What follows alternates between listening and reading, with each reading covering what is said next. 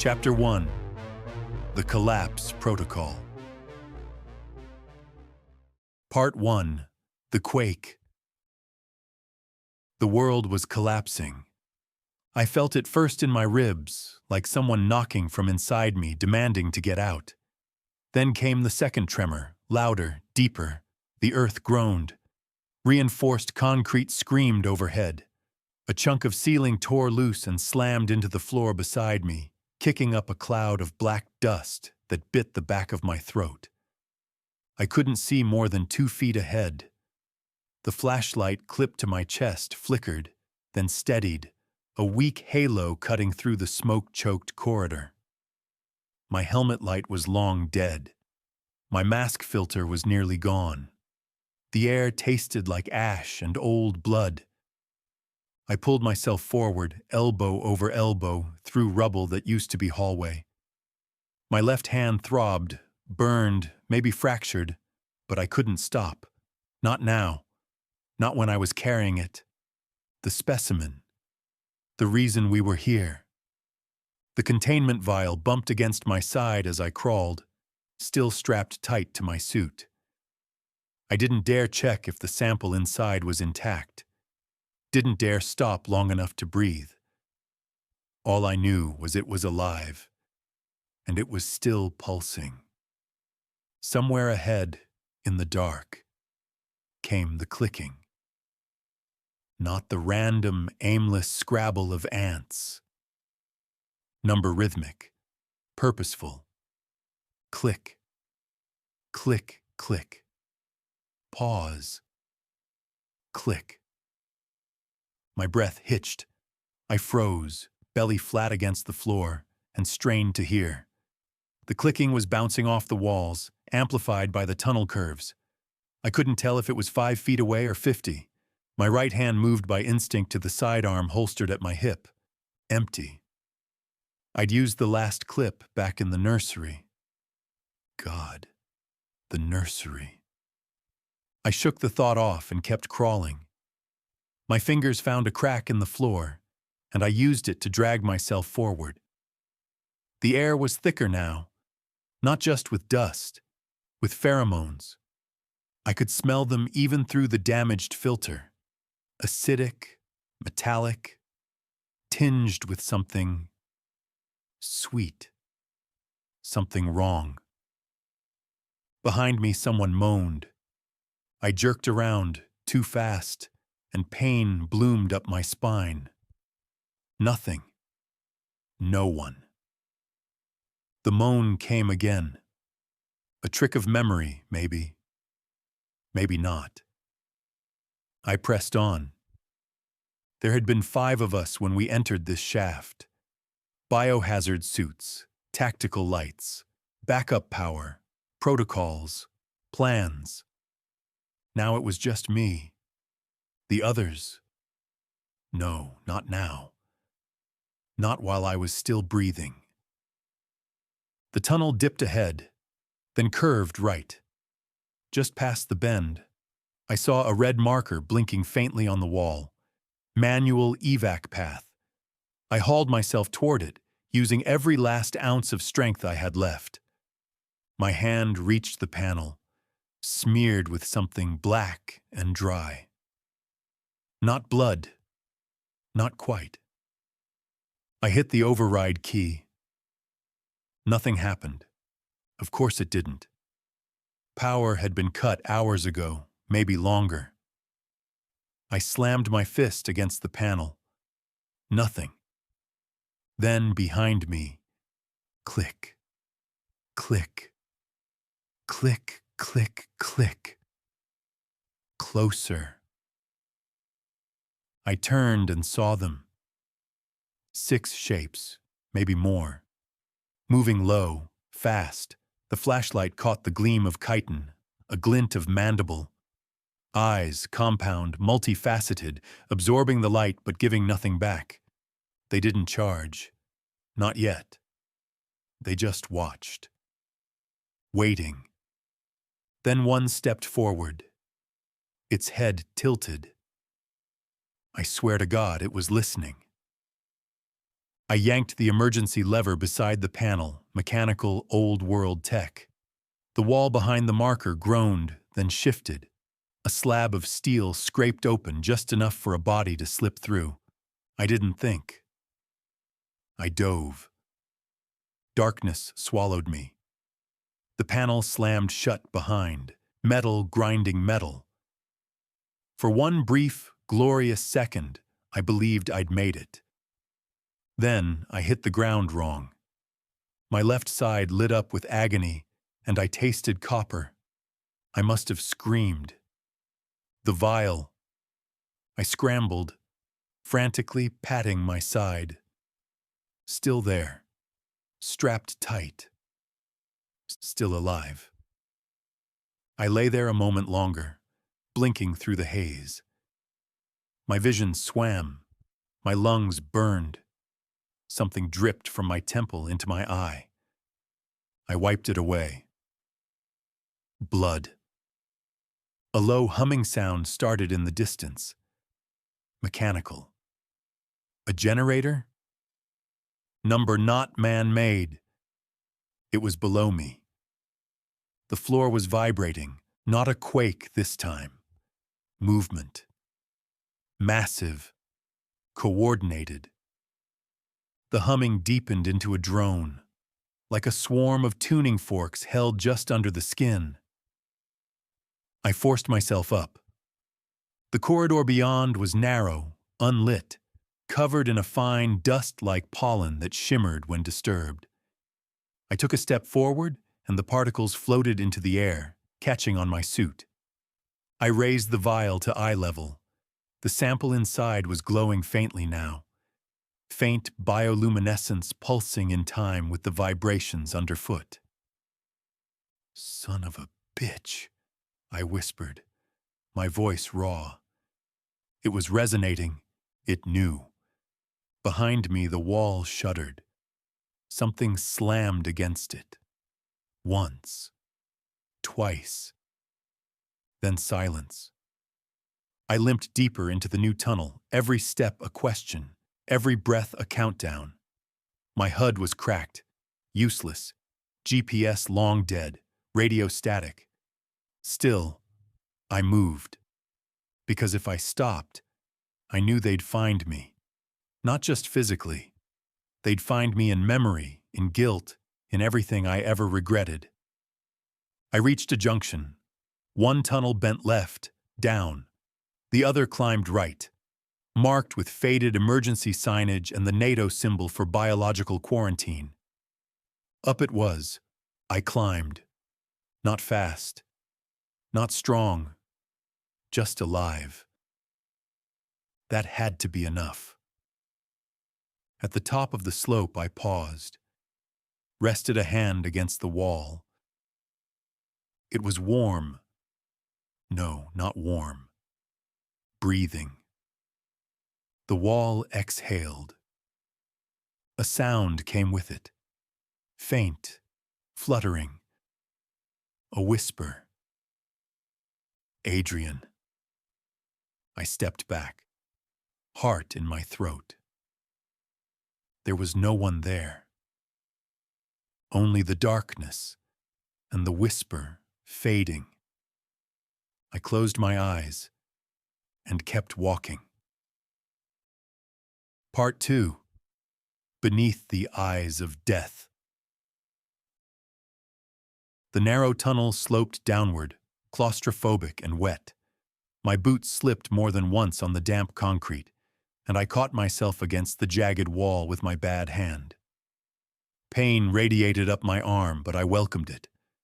Pain meant I was still here, still alive. Barely. Somewhere behind me the sound of metal groaned, deep and drawn out like the breath of a dying beast. Whatever had been slamming into the hatch was no longer trying to break it.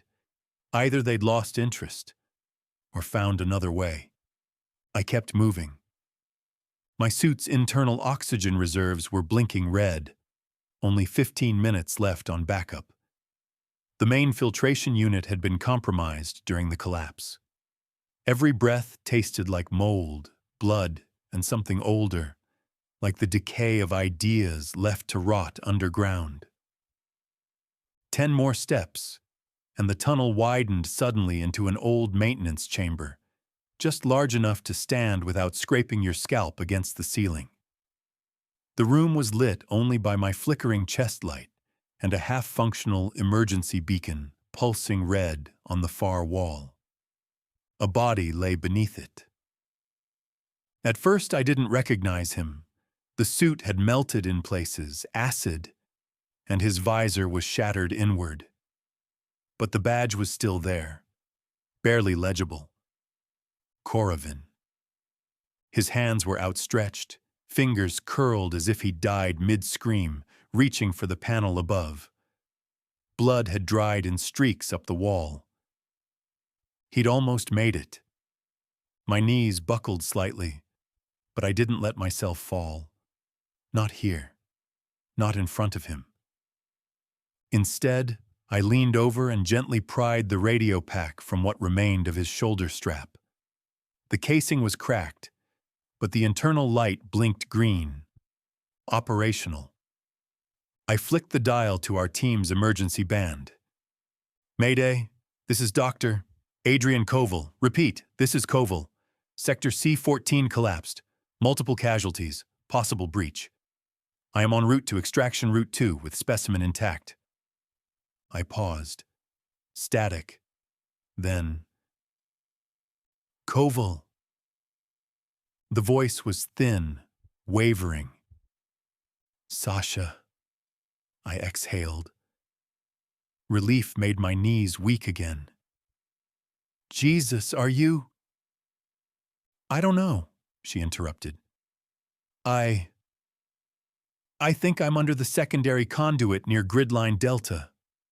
I can hear water and something else. You're not alone? A long pause. No, she whispered. But it's not human. A sharp clang echoed in her background, followed by what sounded like the chitter of mandibles, then static. Damn it! I punched the wall, and pain shot through my burnt knuckles. I pressed the receiver again. Hold position. I'm coming to you. No answer. I checked the remaining routes. One led further down, toward what had once been a water filtration shaft. The other curved left, upward, toward Delta gridline markers. I went left. The climb was worse than expected. The floor had buckled, tilted at a 10-degree incline, covered in dust-fine silt that shifted like dry snow. Each step up felt like dragging a corpse behind me, and the air grew thinner. I forced myself to count my steps. 10, 20, 30. Then, ahead. Movement. I dropped to one knee, drew the emergency blade from my boot, and killed my light. Darkness swallowed me, but not silence. There was a sound, soft, deliberate scraping. I slowed my breathing, my eyes adjusted. 2 figures.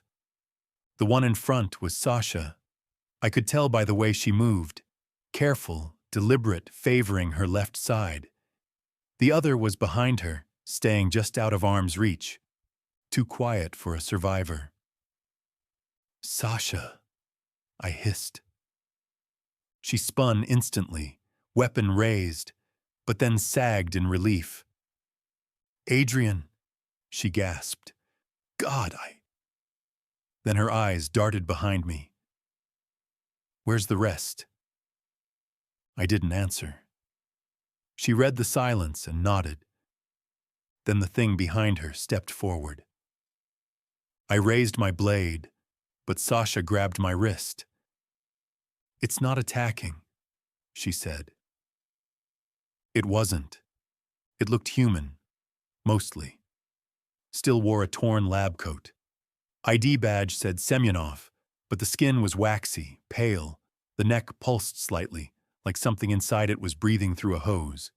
And its eyes, God, the pupils were wrong, not dilated, divided. Back away from it, I said, slow and low. I tried, she whispered, but it follows me. Every time I stop moving, it stops too. The figure twitched, then mimicked Sasha's posture exactly. Arms slightly bent, weight on the left leg, like a broken marionette playing copycat. Is it one of ours? She asked, voice brittle. No. I thought maybe it needed help, but... She didn't finish. I stepped forward and raised my voice slightly. Semyonov, can you understand me? The figure didn't respond, just watched. I threw a pebble past its shoulder. It didn't flinch. Instead, it made a soft, clicking sound. Click, click, click. Then Sasha gasped and grabbed my arm. It's behind you. I turned dash. Another one. Female this time. Short, wearing a medic's torn patch. She copied my stance. 2 of them. Mirroring. Hive drones. Mimics. I stepped back. We need to go. We retreated slowly, not turning our backs, until we were clear of the narrow corridor. The figures didn't follow. They stood in place, facing us, matching our last positions, like statues waiting to be posed again. Sasha collapsed against the wall beside me, sweat soaking her forehead beneath the helmet. They're not just hunting, she whispered. They're learning. I know. Do you think they remember us? No, I said. I think they remember someone, and we just fit the pattern. We moved in silence until we reached a collapsed passage. A faded NATO arrow pointed toward a service tunnel buried under debris. The door was blocked. No power. We had to make a choice. Try to dig through and risk being cornered. Or find another path deeper into the dark. I looked at Sasha. Her expression was unreadable, but her eyes were clear, focused. Down, she said. We go down. Why? Because they expect us to go up. I smiled despite the dread. That's the most hopeful kind of cynicism I've heard all day.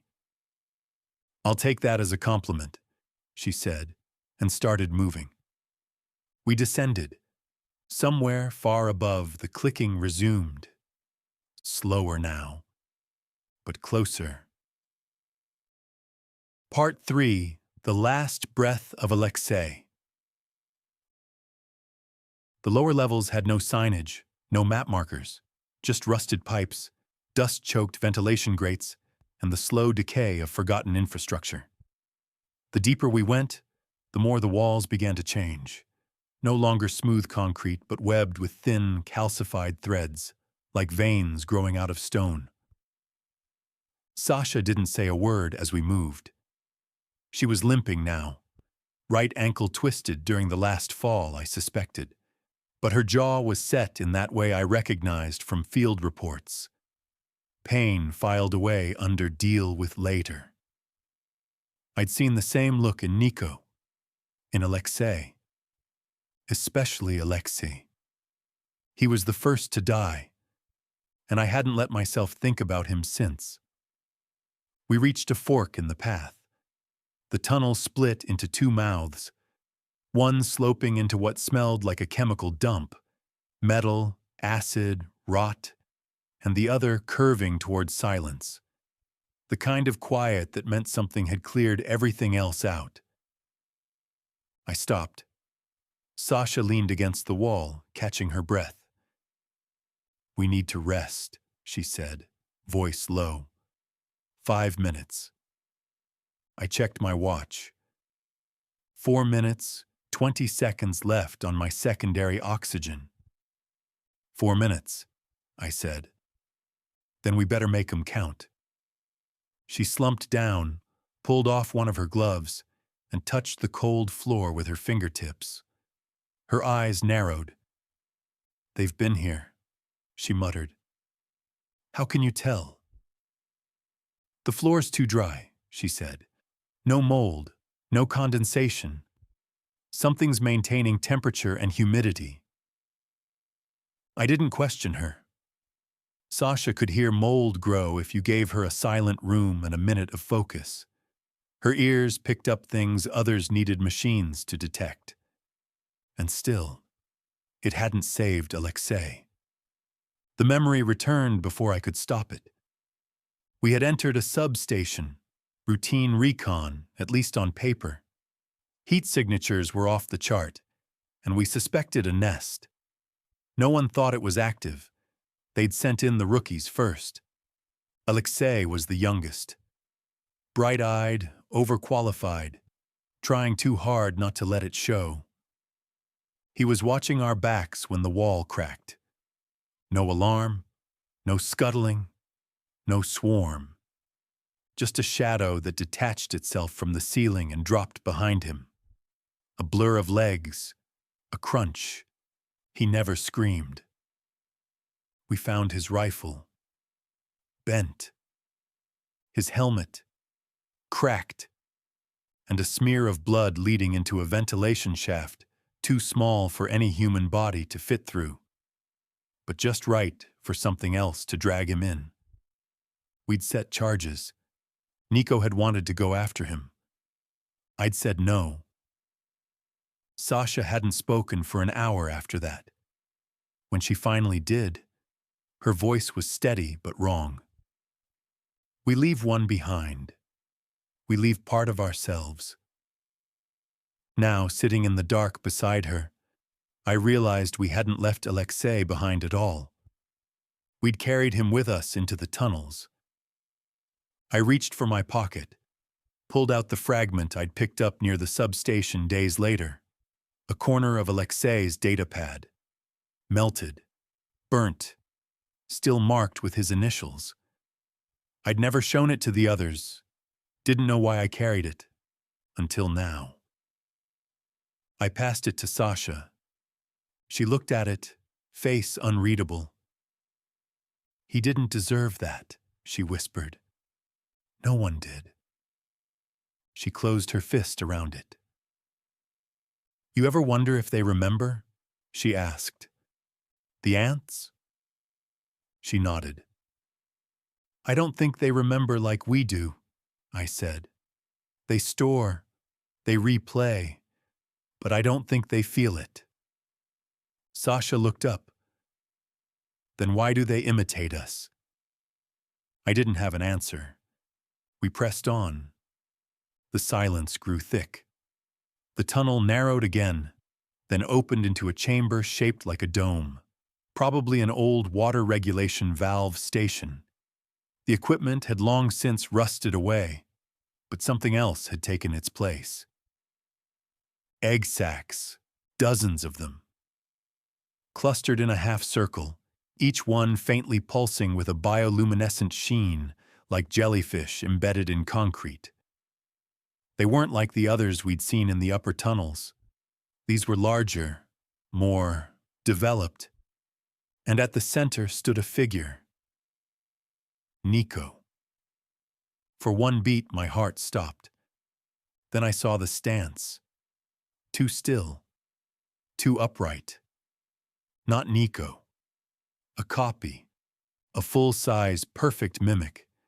Down to the torn sleeve on the left arm. The burn scar on the forearm. "Is this a nest?" Sasha asked. Eyes locked on the figure. "No," I said. "It's a shrine." We stepped inside, slowly. The mimic didn't move. I approached the nearest egg sac and crouched beside it. The outer membrane shimmered like heat haze, And inside, something shifted. Legs, mandibles, human eyes. I recoiled. Sasha didn't move. "They're not just hatching bodies," she said. "They're hatching memories." I stared at her. "What if Alexei's in one of these?" she asked, voice trembling for the first time since the tunnels. "You think they're preserving minds?" "No," she said. "I think they're preserving pain." Behind us, the mimic exhaled. The sound was unmistakable. A sigh. Exactly like Nico used to do when strapping on his vest. Resigned. Tired. And then it spoke. 3 words. Not a full sentence. Not quite a command.